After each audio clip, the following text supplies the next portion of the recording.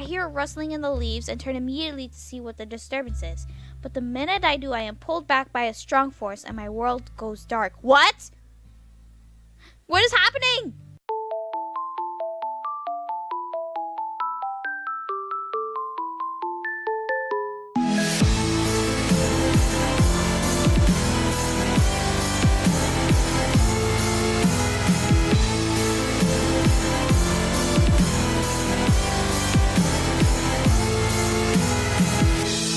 Princess lives in a monochrome world, working from the side through her lonely eyes. It reflects the ocean and stars, but her cry echoes around the simple loss of love in her heart, making this whole fairy tale alive. Within sorrow's tender embrace, this was never meant to happen.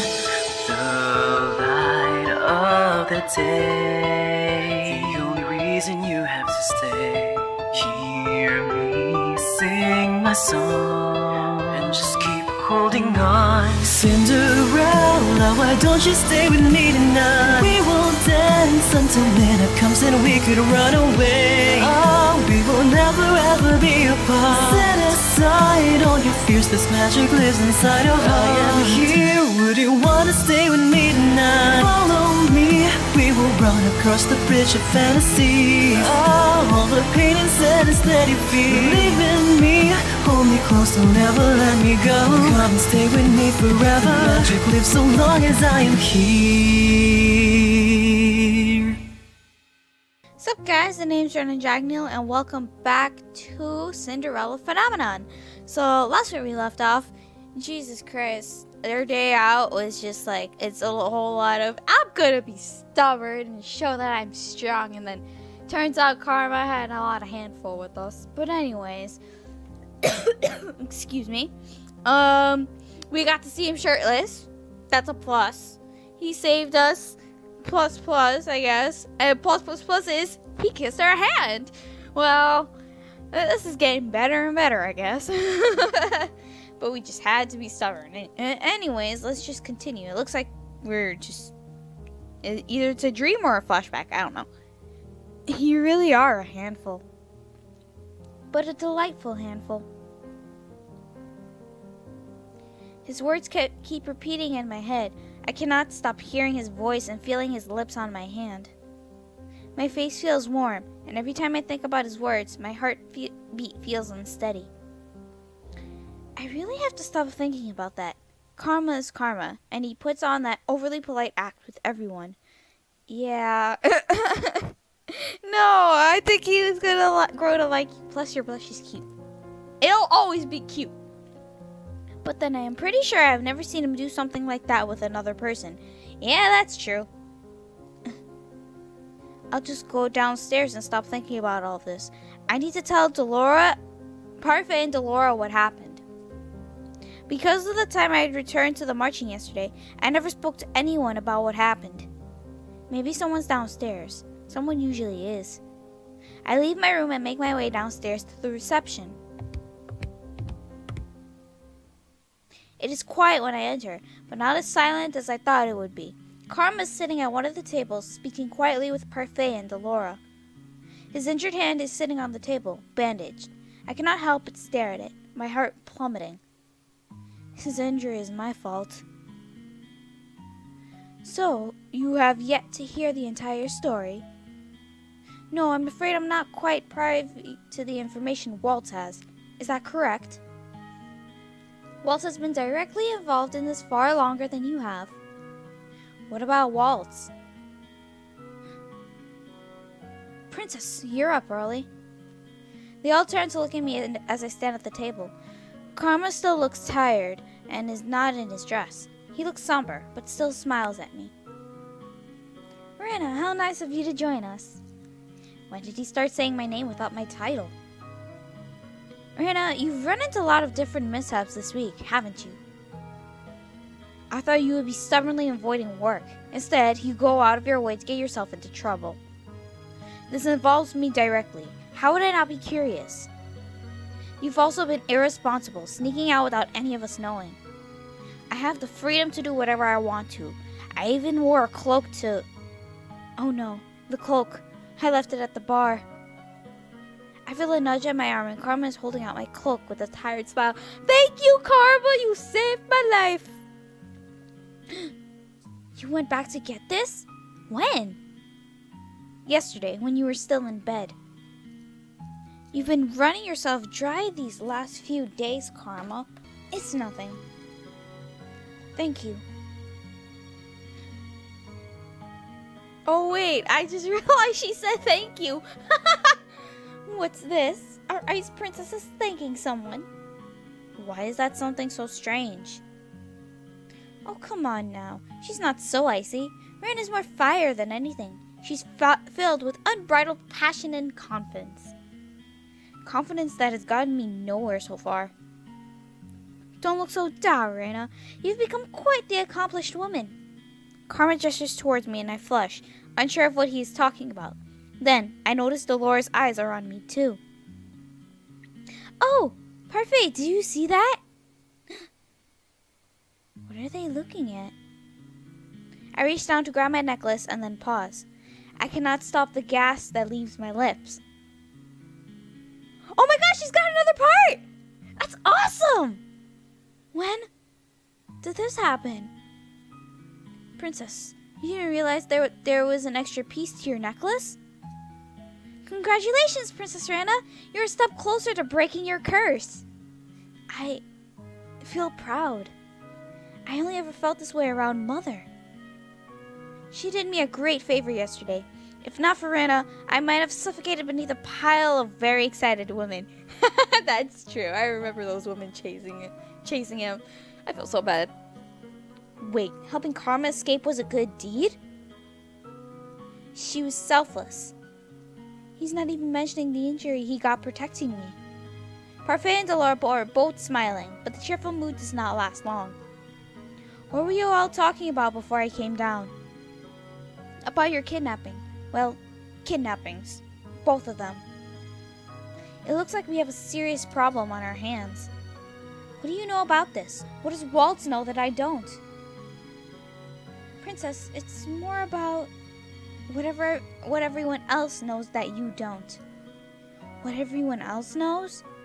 I feel anger begin to simmer inside of me. Even though he looks apologetic, he says it so casually. What are you all hiding from me? Let's gather everyone later, shall we? I think Waltz might want to be here for this too. What does Waltz have to do with any of it? Be patient, Princess. You've only waited this long. What's another few hours? You've already, my bad. I have no choice but to agree when Parfait and Delora refuse to say any more, but I am not happy about it. I spend the rest of my time doing idle chores around the tavern. I do a round of sweeping with Mr. Brune, and mindlessly organize some of the bottles. I cannot believe everyone knows something about me that I don't. But now, I'll find out the entire story. Maybe it will answer some of the questions I have. But why are they keeping things about me a secret to begin with? That's what I'd like to know. Delora gathers everyone in the tavern to discuss the kidnappings. I decide to sit in between Waltz and Karma. Hey Karma, nudge nudge, I'm sorry. So we have a story to tell. Story time, huh? I don't suppose this would be a romance, would it? Oh my god, Rumple, I swear to God. How can you stand to make comments like that constantly? How can you stand to live a lie? Oh my god, you two are at it again. Please stop. Karma, honey, please stop. The two glare at each other across the table, but Delora silences them. Thank you, Delora. Delora starts with the story about the Great War, one that I have already heard so many times I can recite it myself. What does any of this have to do with me? Because of the fairy tales, witches like myself were punished for simply existing. Our leader, the Tenebrarum Bearer, was a kind witch that was overtaken by the grief that our people suffered. She was driven so far into madness that she created the Fairytale Curse to punish humans and make them suffer as the witches had. And when that wasn't enough, she committed the ultimate taboo. She killed a human. I tried to stop her, but by the time I thought to act, it was too late. Knowing that Delore and Parfait were involved in the Great War makes it seem more real. But wasn't the Tenebrarum bearer killed? How can the Fairytale Curse continue to spread if she is dead? I believe that the Tenebrarum bearer sacrificed the last bit of her life to continue powering the Tenebrarum. All to ensure that the remaining witches could continue spreading the Fairytale Curse. Is none of this ringing a bell for you? What are you talking about? She really did erase your memories. What? Erase? The witch who died, the Tenebrarum bearer, was your mother, Princess Rita. What the fuck? Oh my god! I suspected that she was a witch, but I didn't know she was the Tenebrarum bearer. What? What? This is oh my god. No wonder we're so bratty and oh my god. No way. No way. What? For some reason, I turned to look at Karma, who is one of the only people who doesn't look away from me. That explains why her mother never let her read any fairy tale books. This makes everything is connecting now. This makes a whole lot of sense. My god. No wonder she made us like this. She made us turn against humans because she herself came from the Tenebrarum bearer. What the hell? That explains her death, too. I grew up outside of this kingdom, but even I knew of the terrible witch, Hildire. You expect me to believe any of this? She wasn't a witch. I would remember that. Well, you would if you had your memories of the war, and the years before that. Under Hildire's rule, the palace was a dark place. So that's why we were kept in the palace. Okay, I get it. The king didn't have any real power until Hildire was defeated. That would explain a lot. That goes for the rest of us too. We were slaves to Hildire. Delore's eyes flickered to Waltz. It's the truth. Waltz knows because he is also a witch. He experienced Hildire's command over the witches firsthand as well. What? He's a witch? Then how did he get the curse? Explain! Waltz is a witch? Sorry for keeping it a secret, Princess. It's not as if I can use much magic anymore anyway. Not when I'm cursed. Okay, so he can still get cursed even though he's a witch. This is just another secret of many. It seems everyone is hiding something. Everyone was freed after Hildire's reign. Witches, fairies, and humans alike. The king was even able to marry Ophelia, the woman he always truly loved. Oh god, please. You're saying this in front of her now and she feels so bad. So, it has always been Ophelia that he truly loved? Was that the reason I never felt any love from him? Because I was my mother's daughter? He gave up on me. Oh, poor Lucette. Oh, I forgot to read the other line. Let me go back. Sorry, guys.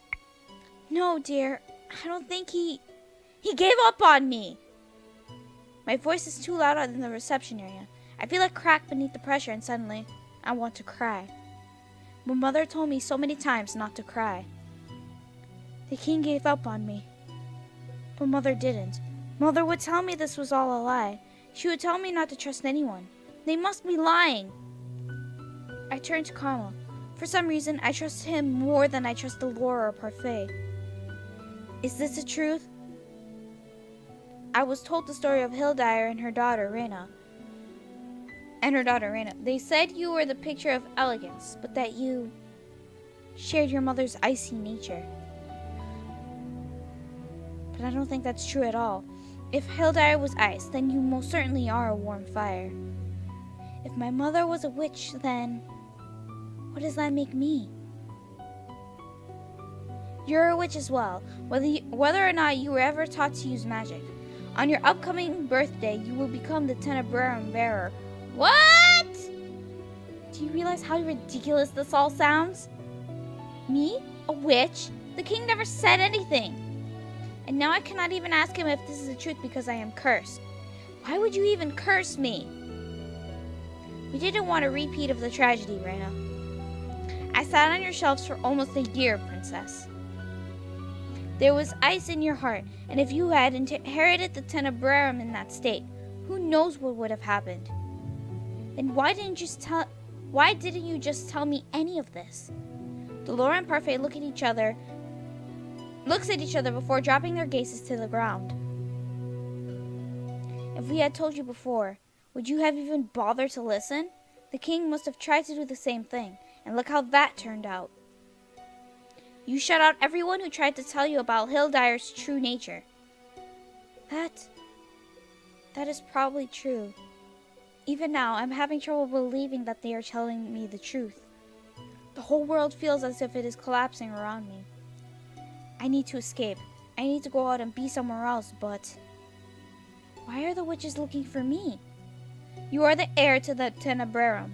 No doubt the evil witches want you on their side so they can continue wreaking havoc in Angielle with the Fairytale Curse. The men that were looking for Reyna were not witches, though. They were knights.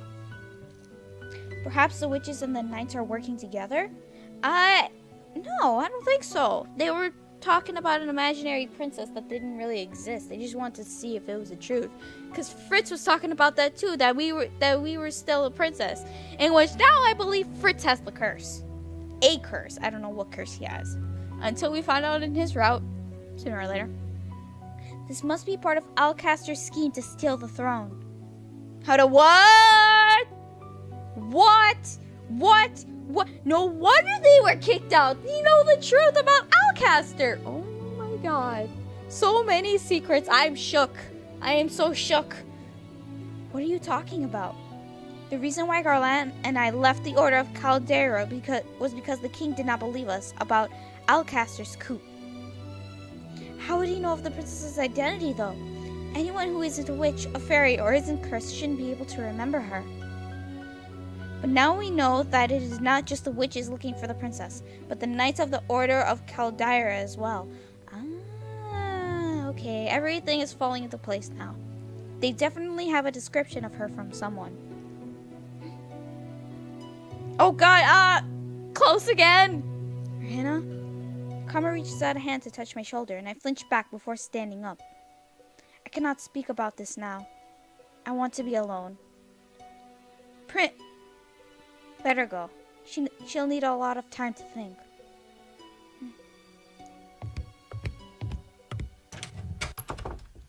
I leave everyone sitting at the table as I try to process the whirling thoughts in my mind. Hildire, my mother, the only person I ever thought loved me, was a Tenebrarum bearer, a witch, the first witch to kill a human. The witch that started the Fairytale Curse. All this time, I thought Mother was the only one who cared, but what if she never did? I stay in my room for a long time, trying to process everything I've been told. Oh gosh, I feel so bad for Lucette now. Or Reyna in that. Oh jeez. My heart right now is literally breaking into pieces just learning about her mother. But now everything is falling into place and everything makes more sense now, so... Oh, god damn it, I keep skipping. Sorry, guys. Days go by before I decide to leave the tavern again to watch Karma practice with the knights. These last few days I've felt hollow. Maybe seeing the normal practices will help me feel better. Maybe it will make things feel like nothing's changed. When I arrive at the forest, however, only Karma's standing in the clearing. He's staring through the trees as if he sees something there, but his expression is solemn, almost sad. Eventually he sighs, shaking his head before turning in my direction. Reyna! I prepare myself for a response, but find that no words come to mind. I have not spoken to Karma since the talk about Mother and witches, and any of the ease I felt with him before has slipped away. Still, I came here on my own, and I cannot just stand here being mute. I say the first thing that comes to mind. Where are Jurian and Garland? I'll only train with Garland. Huron is on patrol duty tonight. He'll be here later. I just came early. It seems you did too. Reina, are you okay? I'm sorry I haven't been by to see you. It is not as if you owe that to me. I don't owe it to you, but I've truly wanted to. I've just been busy these last few days scouting the town for information. As much as I want you to come with me, why would you ever have wanted to pair up with someone like me anyway? Why, Princess? That's because I am bitter and cold, and even though I want to change, all I can think about is myself. But now, I want to change because I do not want to be the same as my mother. Isn't that selfish? Maybe so, but I believe you are being selfish for the right reasons. An entirely selfless person can't survive in this world. Before we can make others happy, we have to be happy ourselves. Happy. Ourselves? Yes, an angry person holds resentment toward everyone, and it mars whatever good deeds they seek to do. That is why I cannot complete my good deeds. Wrong. You've already got one done. Recognizing the need for change is always a good thing, Reina. Regardless of the motivation, you are trying to become a better person. That is what matters. He takes a step toward me, oh god dang it, then puts his hands on my shoulders and leans down until I can look right into his eyes. Karma's serious expression startles me as much as his touch. It is never too late for anyone to change. You taught me that. What? How could I have taught Karma anything? Do you mind if I tell you a story, Reina? Ooh, story time! Yes, please! He's standing too close. I know, he's standing too close. But hold on, let me save, please. Well, the logical solution to get Karma's good ending would be to not move. We want to get Karma on the good side and stuff. Don't move! I won't move.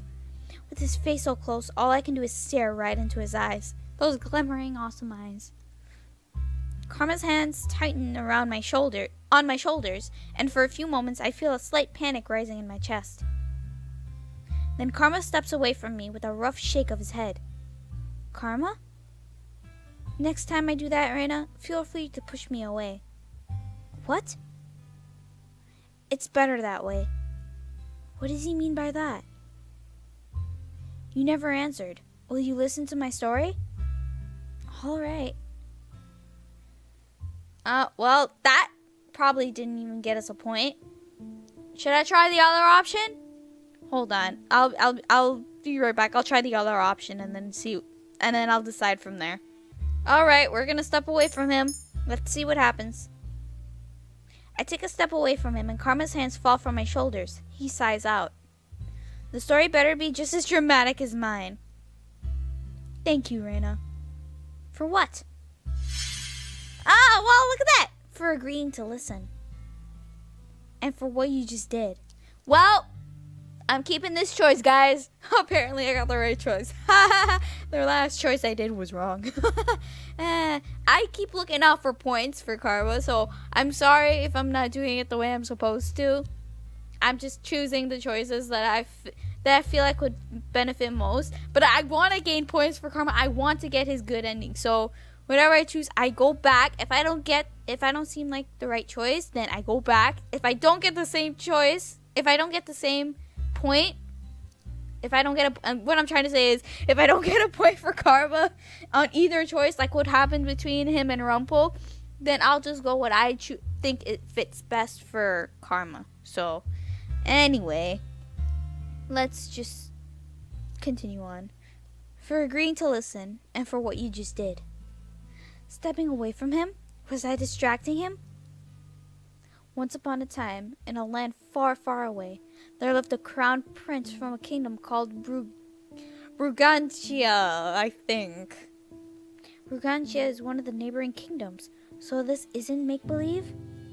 His name was Claude Adric Oh my god, this name is ridiculous! Okay, sorry. I'm sorry, I'm gonna be serious right now. His name was Claude Adric Rinaldi Mattheus Almonte, but because the name was such a mouthful, like I just said, he settled for an acronym as a nickname, at least around the palace, where it was acceptable. Claude Adric Karma? Oh my god, wait, is that Karma? Is that your name? Oh my god, I feel so sorry if that's his name. If that's his name, I'm so sorry. Karma, I didn't mean to make fun of your name. Prince Claude was a man who flaunted his beauty and talents to all that he met. He often used his title to get what he wanted. Prince Claude was a selfish man who felt he was entitled to everything that he had.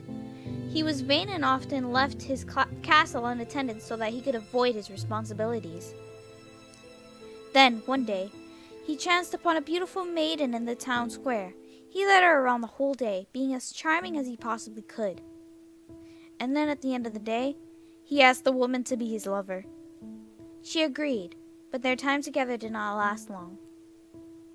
Only weeks later, Prince Claude threw her away as one throws away an object, and broke the woman's heart. Yo! Seriously? And she cursed him. So, you got cursed because breaking a woman's heart. I see, being a playboy doesn't get you nowhere, eh? I'm sorry. That beautiful maiden was a witch, but Prince Claude found out too late. The witch said she would make his beauty, his vanity, a curse. To make even beauty a curse. Ashamed of being cursed, Prince Claude donned a disguise and left his kingdom behind. He has been gone for nearly a year now, and most probably assume he is dead. But in truth, the prince has come to Angielle seeking a way to break his curse. He had heard of a young lady named Miranda, oh god, who on her 18th birthday could spell any curse. Wait, what? Huh? I could... What? Huh? Karma. He looks so sad. I don't know how to comfort him. I just want to give him a hug right now. Claude? Oh my god, he's blushing too. Karma. Claude turns a startling red as he stares at me. For a few moments, he does not speak. And for a few moments, he does not speak. Then he bursts out laughing. What? I stare at him in shock, not understanding his reaction. I feel myself flush. Isn't that your real name? No, darling, it is. But hearing you say my name, well, it sounds so much softer out of your lips. I rather like it. My cheeks are warm again. How is it that he is always able to make me feel this way? Karma's doing the same thing to me right now. This is oh my god, my heart. I'll call you by that name if it makes you happy. Makes you so happy. Let's make it a secret between the two of us. I'm still Miss Karma here. Oh my god, stop glittering like that. Besides, I'd rather you kept that name for my ears only. It makes me feel more special that way. Oh my god, Karma. Please, Claude, please. More special? At that moment, Garland shows up for practice, and Claude politely excuses himself. I watch the two of them trade blows. Claude favors his other hand, but his blows still come quickly, even with his injury. The more Claude tells me, the more I realize that he's like me. A noble curse for being selfish. But how do I help break his curse? Why can't he tell me? As practice is drawing to a close, Claude asks Garland the usual question. Have you confessed to Jurian yet? Have you? Aww. Garland only shakes his head in reply. The two men sheath their swords. Garland looks almost sad as he turns to make his way back to the tavern. He likes her, and yet he won't say anything. Why is that frustrating me so much? Garland. Yes, princess? Tell Jurian! You have to tell Jurian! But first, let me save again. Every time there's a choice, I have to freaking save, just in case. You have to tell her, man. Tell her. Claude told me before that confessing is hard, but what Garland is going through looks even harder. Princess, you know I'm incapable. No, you think you are incapable, but if you never say anything to her, you'll never know. If I say something wrong, I risk losing everything that I already have with her. And if you say nothing, you risk losing what you could have with her. Hey! Point. Yay. Rena is right. Maybe you should really tell her, Garland. But before, Claude was adamant that Garland shouldn't confess to Jurien. What changed? If I mess this up... Let's try looking at it through another lens. Imagine Jurien is Rena. How do you think she would like to be confessed to? Oh, dear Lord. I frowned at the two men, arms crossed. Excuse me? Well, you and Jurien are very similar. You're both very straightforward. Confess to the princess? Oh, he's blushing. It's so cute. Again, everything is cute. My eyes move to Claude, but only fleetingly, before they are once again on Garland. You just need to do something simple, Garland. Something that will not rub her the wrong way. A maiden's heart is ever fragile, and each woman is different. Claude is wearing an amused smile on his face, but he is looking at me, not Garland. I feel my face flush and have to look away. Rena, you're tomato red again. It's adorable. Shut up! Shut up! I cross my arms over my rapidly beating heart again and force a scowl on my face. No, I was just thinking about what Garland could do. Yeah, we're such liars. Something simple, like when Karma kissed my hand. Garland kissing Jurien's hand is probably not a good idea. I was thinking that too. Maybe he could do what Claude and I did that one day in town. He can buy her some food and they can just talk. Garland, have you ever just asked Jurien out for food? Not alone. Jurien is practical and she always eats at the tavern. She's always on duty if she's available. I'll take her patrol shift 2 nights from now then. And tomorrow you can ask her out for a meal. We can make your invite a grand affair. We can drape banners on the walls, or I could give you a rose. Oh my God, Claude. Jesus, I love you for this though. Shipping Garland and Jurien is like the best thing ever. That sounds like a terrible idea. Oh my God, no, I like it. I am offended. I feel like if I did something like that for Jurien, she would get embarrassed and punch me. I can imagine that. Sounds like another lady that I know. Claude grins at me, but I just roll my eyes. Oh, shut up, Claude. Garland, just ask her normally. And then when you are out and alone together, you can confess. And we'll make sure you have the time to do it. I'll purposefully come late to practice tomorrow night so you can ask her out for that date. How does that sound? You two really think I can do this? Yes! Yes! You just have to ask the question. Whatever follows will at least be an answer. Tomorrow night, then. Good man! I'm sure it will go swimmingly. Yes! Yes! Yes! You can do it, Garland! Or I could drown. Don't say that!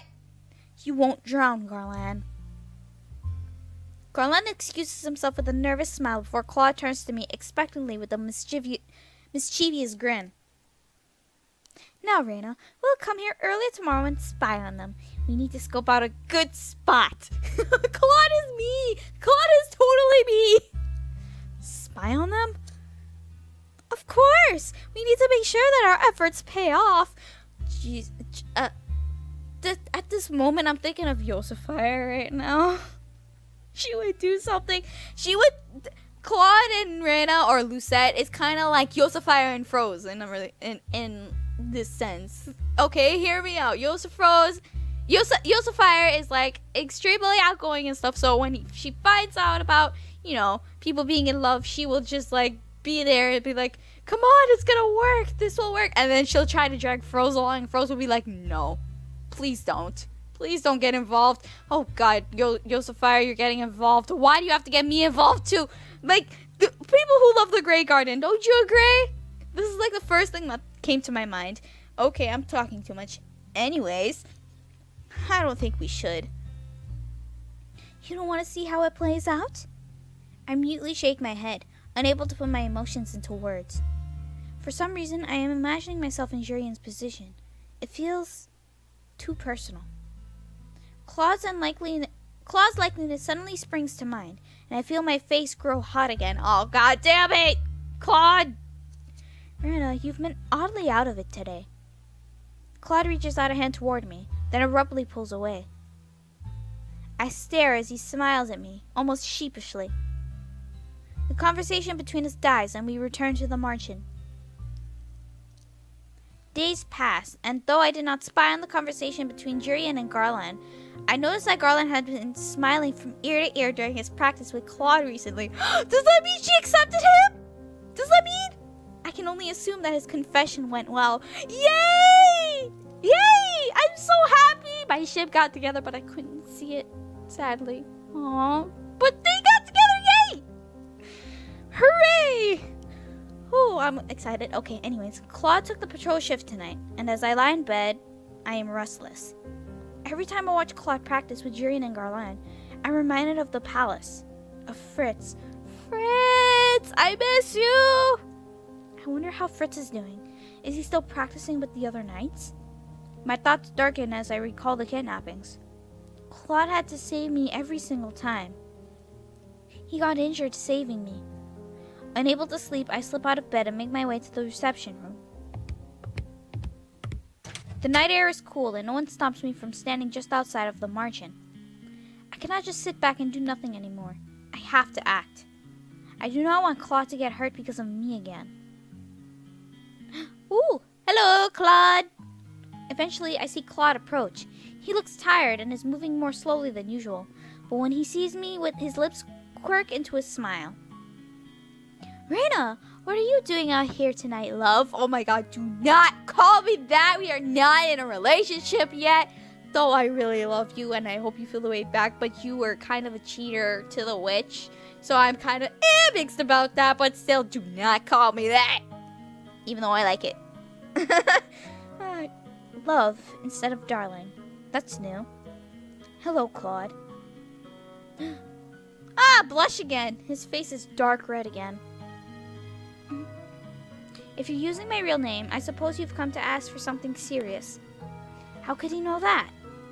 I do need to ask something of you.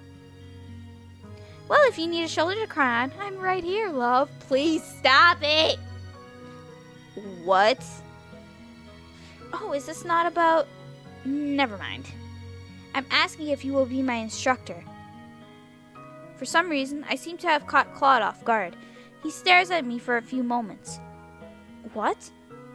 I want to learn how to use the sword, and I want you to be my instructor. Claude's expression becomes uncharacteristically serious. I'd rather you didn't learn how to use a sword, but I want to learn how to use a sword. It's cool. I do not want you to have to keep protecting me. I don't mind protecting you. I do. Claude sighs and shakes his head. Princesses shouldn't be using swords, and I care why. Mulan used a sword. Oh wait, no, she's not a princess, I think. I don't even know anymore. Wait. Princess Merida used a sword. Or, no, not, well, slightly. She used a bow and arrow, but that counts. Right? That has to count, right, guys? Right?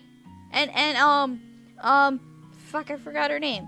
Rapunzel. Rapunzel used a frying pan. Okay? I want to be able to stand on my own 2 feet.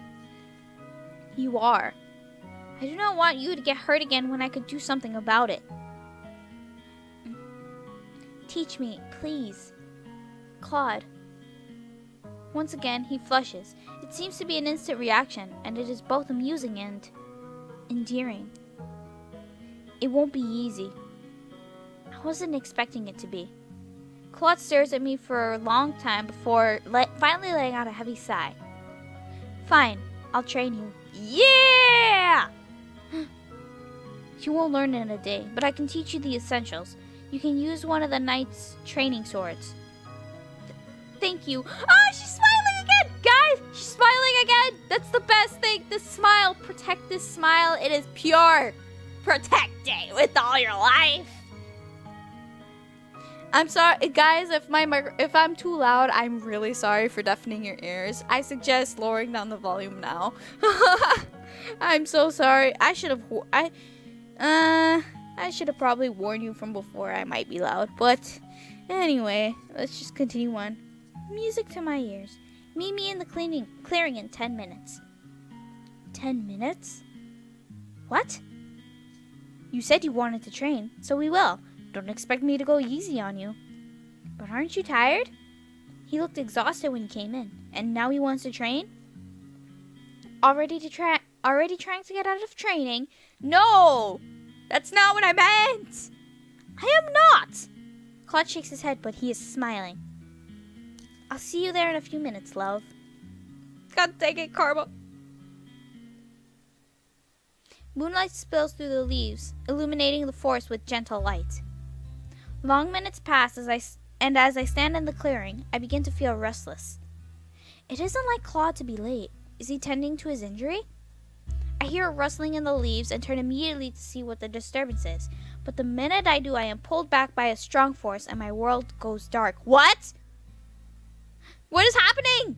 Before I can scream, I hear a gentle voice in my ears. Lesson 1, Raina. Oh, God damn it, Claude. I was about to call you Karma again. Claude, please. Lesson 1, Raina. When apprehended by an enemy that you can't see, remain calm and use your 5 senses to judge how best to get this upper hand. This voice is coming from right behind me. Oh, God dang it, Karma. Karma. Claude. God freaking damn it. I have to learn to call him Claude. I'm sorry. Claude? I become aware that this is the closest he's ever been to me, with my back pressed to his chest like this. Panicking disorients the mind. That is why you must remain cool under any circumstance. How could I not panic? Any normal person would panic. Still, I try to force myself to be calm. Lesson 2. Enemies will often let down their guards when they think they have the upper hand. Catch your opponent off guard by remaining calm and locating the weaknesses with your senses. This weakness with your senses. I try to calm myself as Claude instructs, and I feel it is a bit easier, but only because I know it is Claude. An opening. I move as quickly as I can, stepping forward so I can swing an elbow back at Claude's stomach. Before that happens, Claude has pulled me back to him, closing whatever distance I had put between us. In the process, he moves his hand from my eyes to my mouth. I can once again see the forest, but my words are muffled beneath his hand.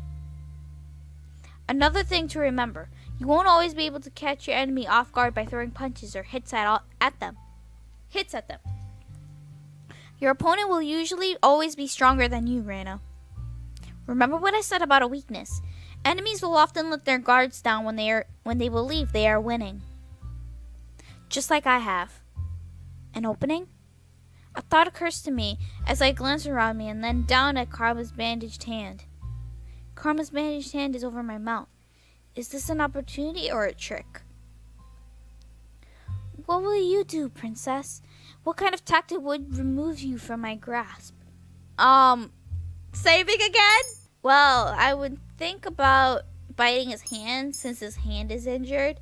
Toppling him might not be the best solution. So we see his injured hand, right? He has an injured hand, right? So the best thing would be to bite that hand. So I'm going to feel terrible about this, but I have to try. I try to shift my head to get enough space to bite down, and even Claude cannot hold me completely still as I squirm. Eventually, the hand over my mouth moves just enough for me to open my mouth, but I falter. I cannot bite the hand that I injured. Unable to do anything else, I immediately shake my head and I hear Claude groan. In one swift motion, he pushes me down to the ground, pinning my hands by my head as he frowns at me. God damn it! You're not even going to try and find an opening. I glare at him. I'm not going to bite your hand. Bite my hand? I didn't even think of that. But you made it obvious. You put your hand over my mouth. I meant for you to try moving my hand. Pushing back a person's thumb usually causes their grip to loosen. How am I supposed to know that? How was I supposed to know that? Point, yes! Experience is the best means of practice, as they say. I have a complaint about that particular lesson, but I withhold it.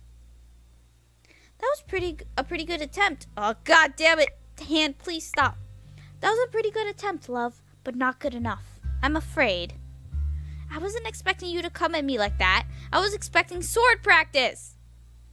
You weren't expecting a man to kidnap you in the alleyway, were you? I glare up at him, unable to say anything because he is right.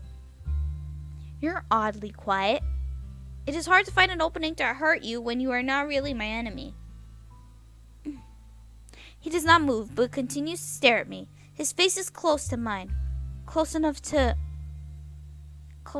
what, exactly? Rena, do you trust me to protect you?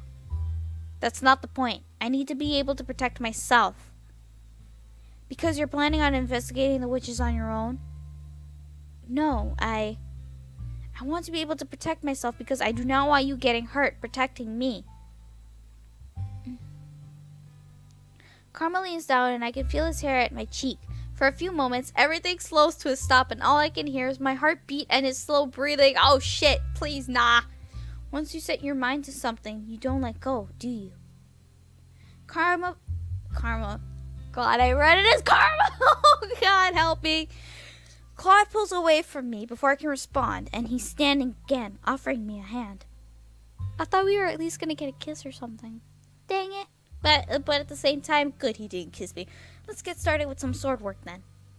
The pleasant smile is back on his face. I can never tell what he's thinking at times like these. What are you really like, Claude?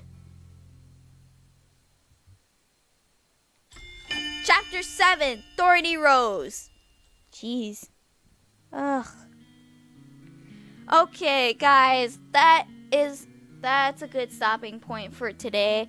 We will continue more of Cinderella Phenomenon in the next video. God damn, that was one long chapter. I thought the other chapter was longer, but I enjoyed it so much. We got to know more. We got to know more about Rena's past and what her mom was like, and you know, all that. And then Alcaster. God, this story is like piecing itself together one by one. That chapter just summed up everything.